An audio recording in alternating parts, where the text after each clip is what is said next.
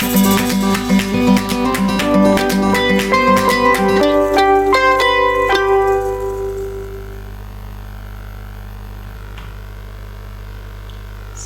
ಎಲ್ಲರಿಗೂ ನಮಸ್ಕಾರ. SIAS YouTube ಚಾನಲ್ಗೆ ಸ್ವಾಗತ. ಇಂದು ಈ ವಿಡಿಯೋದಲ್ಲಿ ಇತಿಹಾಸ ಎಂದರೇನು ಮತ್ತು ಇತಿಹಾಸದ ಪ್ರಾಮುಖ್ಯತೆ ಏನು, ಇತಿಹಾಸವನ್ನು ನಾವು ಏಕೆ ಅಭ್ಯಾಸ ಮಾಡಬೇಕು, ಈ ವಿಷಯಗಳನ್ನು ಈ ವಿಡಿಯೋದಲ್ಲಿ ನೋಡೋಣ. ಮುಖ್ಯವಾಗಿ ಇತಿಹಾಸ ಎಂದರೇನು ಎಂದು ನೋಡೋಣ. ಇತಿಹಾಸ ಎನ್ನುವುದು ನಮ್ಮ ಭೂತಕಾಲದ, ಅಂದರೆ ನಮ್ಮ ಹಿಂದಿನ ಕಾಲದ, ಈಗ ನಾವು ಏನಿದ್ದೀವೋ ಈ ಕಾಲವನ್ನು ಬಿಟ್ಟು ನಮ್ಮ ಹಿಂದಿನ ಕಾಲ ನಡೆದು ಹೋದಂತಹ ಘಟನೆಗಳನ್ನು ವಿವರಿಸುವಂತಹ ಒಂದು ಸಾಧನೆಯಾಗಿದೆ ಇತಿಹಾಸವು. ನಾವು ಇತಿಹಾಸವನ್ನು ಉಪಯೋಗಿಸುವಾಗ ಇತಿಹಾಸದಲ್ಲಿ ನಾವು ಸಂಸ್ಕೃತಿ, ನಾವು ನಮ್ಮ ಜೀವನದಲ್ಲಿ ಅಳವಡಿಸಿಕೊಂಡಂತಹ ವೈಚಾರಿಕ ಚಿಂತನೆಗಳು, ಭಾಷೆಗಳು, ಆಗು ಹೋಗುಗಳು, ಇನ್ನು ಅನೇಕ ರೀತಿಯಾದಂತಹ ವಿಷಯಗಳನ್ನು ನಾವು ಇತಿಹಾಸದಲ್ಲಿ ಅಧ್ಯಯನ ಮಾಡಬಹುದಾಗಿದೆ. ಹಾಗಾದರೆ ಇತಿಹಾಸವನ್ನು ಕಂಡುಹಿಡಿದವರು ಯಾರು ಎಂದು ನೋಡುವುದಾದರೆ, ಇತಿಹಾಸದ ಪಿತಾಮಹ ಹೆರೋಡಟಸ್ ಎಂದು ಕರೆಯುತ್ತಾರೆ. ಇವರು ಗ್ರೀಕ್ ದೇಶದವರಾಗಿದ್ದು ಮೊಟ್ಟ ಮೊದಲ ಬಾರಿಗೆ ಇತಿಹಾಸವನ್ನು ತಿಳಿದುಕೊಳ್ಳಲು ಅಥವಾ ಇತಿಹಾಸವನ್ನು ಅಧ್ಯಯನ ಮಾಡುವ ವಿಧಾನವನ್ನು ನಮಗೆ ತಿಳಿಸಿಕೊಟ್ಟವರು.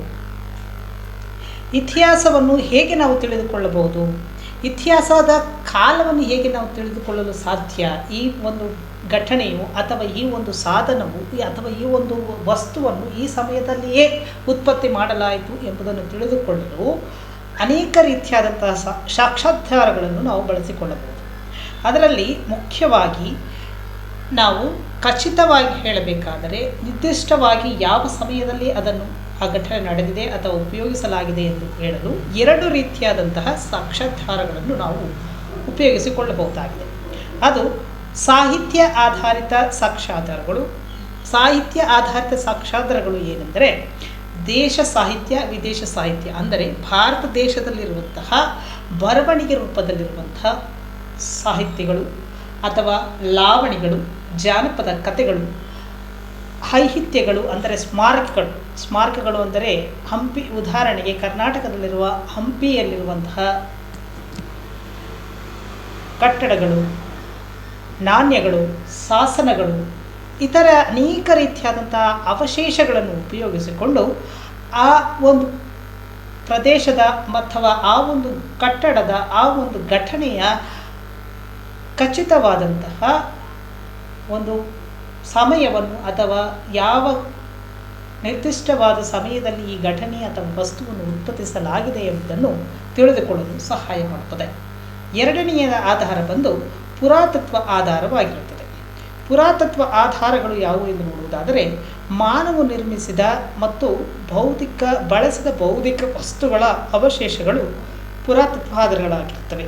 ಉದಾಹರಣೆಗೆ ನೋಡುವುದಾದರೆ, ಪುರಾತತ್ವ ಆಧಾರಗಳು ಮಾನವನು ಉಪಯೋಗಿಸಿದಂತಹ ಮಡಕೆಗಳಾಗಿರ್ಬೋದು, ಆತನು ಉಪಯೋಗಿಸಿದಂತಹ ನಾಣ್ಯಗಳಾಗಿರ್ಬೋದು, ಅಥವಾ ಆತನು ಉಪಯೋಗಿಸಿದಂತಹ ಬರವಣಿಗೆ ರೂಪದಲ್ಲಿರುವಂತಹ ವಸ್ತುಗಳಾಗಿರ್ಬೋದು, ಅಥವಾ ಅವನು ವಾಸಿಸಲು ಉತ್ಪಾದಿಸಿದಂತಹ ಮನೆ ಕಟ್ಟಡಗಳು, ಇವುಗಳ ಬಗ್ಗೆ ಆಧಾರ ರೂಪವಾಗಿ ನಾವು ಆ ಒಂದು ವಸ್ತುವನ್ನು ಉಪಯೋಗಿಸಿಕೊಂಡು ನಾವು ಇತಿಹಾಸದಲ್ಲಿ ಅಧ್ಯಯನ ಮಾಡಲು ಸಹಾಯಕವಾಗುತ್ತದೆ. ಈ ಎರಡು ವಿಷಯಗಳ ಮೇಲೆ ನಾವು ಇತಿಹಾಸವನ್ನು ಅಧ್ಯಯನ ಮಾಡಿ ನಿಖರವಾದ ಸಮಯವನ್ನು ತಿಳಿದುಕೊಳ್ಳಲು ಸಹಾಯ ಮಾಡುತ್ತದೆ. ಹಾಗಾದರೆ ಇತಿಹಾಸವನ್ನು ಏಕೆ ಅಧ್ಯಯನ ಮಾಡಬೇಕು, ಇತಿಹಾಸವನ್ನು ಏಕೆ ಅಧ್ಯಯನ ಮಾಡಬೇಕು ಎಂದು ಹೇಳುವುದಾದರೆ, ಇತಿಹಾಸವು ನಾವು ಈಗಿರುವ ಸಮಾಜವನ್ನು ನಾವು ಯಾವ ರೀತಿ ಬಂದು ತಲುಪಿದ್ದೇವೆ ಎಂಬುದನ್ನು ಅರ್ಥ ಮಾಡಿಕೊಳ್ಳಲು ಸಹಾಯ ಮಾಡುತ್ತದೆ. ಉದಾಹರಣೆಗೆ ನಮ್ಮ ಕುಟುಂಬದಲ್ಲಿಯೇ ತೆಗೆದುಕೊಳ್ಳುವುದಾದರೆ, ನಮ್ಮ ಕುಟುಂಬಗಳಲ್ಲಿ ನಮ್ಮ ತಂದೆ ಇರ್ತಾರೆ, ನಮ್ಮ ಅಜ್ಜಿ ಅಥವಾ ತಾತ ಇವರು ಇರ್ತಾರೆ. ಅದಾದ ಮೇಲೆ ಅವರ ತಂದೆ ತಾಯಿಗಳು, ಮುತ್ತಾತ ಮುತ್ತಜ್ಜಿಯರು ನಮಗೆ ಸಿಗುವುದು ತುಂಬ ವಿರಳ. ಈಗಿನ ಜನ್ರೇಷನಲ್ಲಿ ನಮ್ಮ ಮುತ್ತಾತ ಮುತ್ತಜ್ಜಿಯವರು ಸಿಗುವುದು ತುಂಬ ವಿರಳ.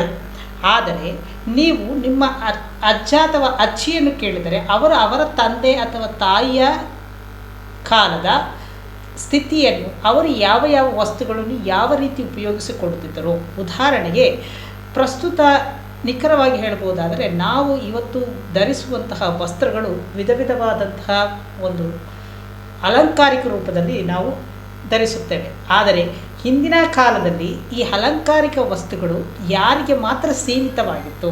ಇಂದು ಎಲ್ಲರೂ ಎಲ್ಲ ರೀತಿಯ ಅಲಂಕಾರಿಕ ವಸ್ತ್ರಗಳನ್ನು ಧರಿಸಬಹುದು. ಆದರೆ ಆಗಿನ ಕಾಲದಲ್ಲಿ ಕೇವಲ ರಾಜರುಗಳು ಮಾತ್ರ. ಆ ರಾಜರುಗಳು ಯಾರಾಗಿದ್ದರು, ಏಕೆ ಅವರನ್ನು ರಾಜರು ಎಂದು ಕರೆಯುತ್ತಿದ್ದರು, ಹೀಗೆ ಈ ಎಲ್ಲ ವಿಷಯಗಳನ್ನು ಅರ್ಥ ಮಾಡಿಕೊಳ್ಳಲು ಇತಿಹಾಸವು ನಮಗೆ ಸಹಾಯ ಮಾಡುತ್ತದೆ. ಹಾಗಾದರೆ ಇತಿಹಾಸವನ್ನು ಅಧ್ಯಯನ ಮಾಡುವುದರಿಂದ ನಮಗೆ ಏನು ಪ್ರಯೋಜನ ಎಂದು ನೋಡುವುದಾದರೆ, ನಮ್ಮ ಈಗಿನ ಪ್ರಸ್ತುತ ಕಾಲಮಾನ, ಮುಂದೆ ಈ ಇತಿಹಾಸದಿಂದ ನಾವು ಕಲಿಯುವಂತಹ ವಿಷಯಗಳು ನಮ್ಮ ಮುಂದಿನ ಜೀವನಕ್ಕೆ, ಅಂದರೆ ನಾಳೆಗೆ ನಾವು ಯಾವ ರೀತಿ ಈ ಘಟನೆಗಳ ಆಧಾರದ ಮೂಲಕ ನಮ್ಮ ಮುಂದೆ ಬರುವಂತಹ ಸಮಸ್ಯೆಗಳಾಗಿರಬಹುದು ಅಥವಾ ಮುಂದೆ ಬರುವಂತಹ ವಿಷಯಗಳನ್ನು ನಾವು ಯಾವ ರೀತಿ ಅನುಸರಿಸಬೇಕು ಅಥವಾ ಅದನ್ನು ನಿಭಾಯಿಸಬೇಕು ಎಂಬುದನ್ನು ತಿಳಿದುಕೊಳ್ಳಲು ಸಹಾಯವಾಗುತ್ತದೆ. ಆದ್ದರಿಂದ ಇತಿಹಾಸವನ್ನು ಅಧ್ಯಯನ ಮಾಡುವುದರಿಂದ ನಮ್ಮ ಹಿಂದಿನ ಕಾಲವನ್ನು ಮತ್ತು ಪ್ರಸ್ತುತ ಕಾಲಕ್ಕೆ ಹೊಂದಾಣಿಕೆ ಮಾಡಿಕೊಂಡು ಮುಂದಿನ ಕಾಲಕ್ಕೆ ನಮ್ಮ ಎಚ್ಚರಿಕೆಯ ನಡೆಗಳನ್ನು ಅಥವಾ ನಮ್ಮ ಜೀವನದಲ್ಲಿ ಅದನ್ನು ಯಾವ ರೀತಿ ಅಳವಡಿಸಿಕೊಂಡು ನಡೆಯಬಹುದು ಎಂಬುದನ್ನು ಇತಿಹಾಸವು ತಿಳಿಸಿಕೊಡುತ್ತದೆ.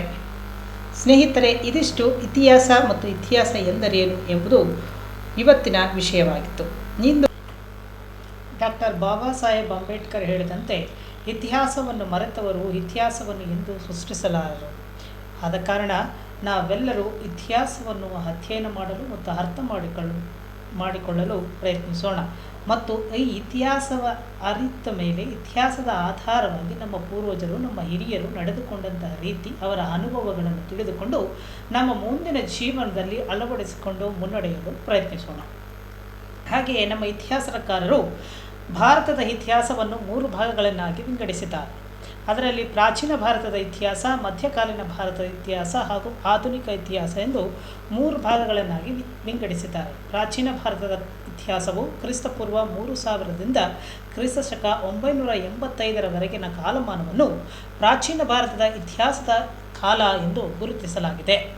ಮಧ್ಯಕಾಲೀನ ಇತಿಹಾಸವನ್ನು ಕ್ರಿಸ್ತಶಕ 986ರಿಂದ ಕ್ರಿಸ್ತಶಕ 1756ರವರೆಗಿನ ಕಾಲಮಾನವನ್ನು ಮಧ್ಯಕಾಲೀನ ಭಾರತದ ಇತಿಹಾಸದ ಕಾಲ ಎಂದು ಗುರುತಿಸಲಾಗಿದೆ. ಆಧುನಿಕ ಕಾಲವು 1757ರಿಂದ ಇಂದಿನವರೆಗೆ, ಅಂದರೆ 2022 ನಾವು ಈಗಿರುವ ಕಾಲಮಾನ 21ನೇ ಶತಮಾನದಲ್ಲಿದ್ದೇವೆ.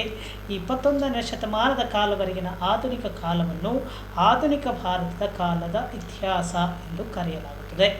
ಈ 3 ವಿಭಾಗಗಳ ಆಧಾರದ ಮೇಲೆಯೇ ನಾವು ಯಾವುದೇ ಸ್ಪರ್ಧಾತ್ಮಕ ಪರೀಕ್ಷೆಯನ್ನು ಬರೆಯಬೇಕಾದರೆ ಆ ವಿಷಯಗಳ ಮೇಲೆಯೇ ನಮಗೆ ಇತಿಹಾಸದ ಆಧಾರಿತ ಪ್ರಶ್ನೆಗಳು ಬರುತ್ತವೆ.